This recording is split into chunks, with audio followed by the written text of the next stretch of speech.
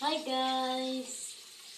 Ayan po, magluluto tayo ng ulam. Ayan, bumili po ako ng isda dito sa naglalako. Ayan po. Ilinisan ko po at piprituhin ko na lang po siya.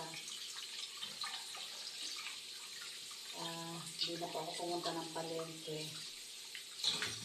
Nag-abang na lang po ako dito ng naglalako. Matambaka daw po ito kung tawagin. Isda na to.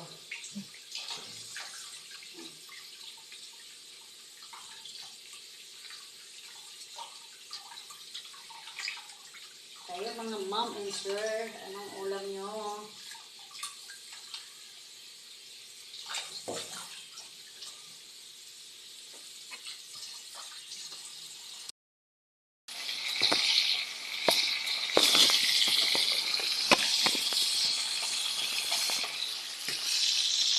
Ayan na guys, nilagay ko na ang isda.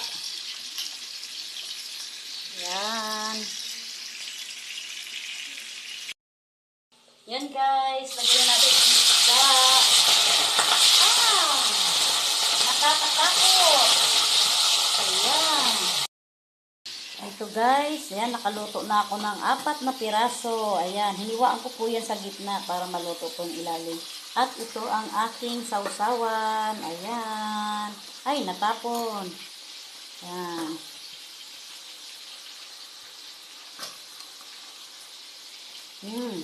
Ito pa po yung iba, oh.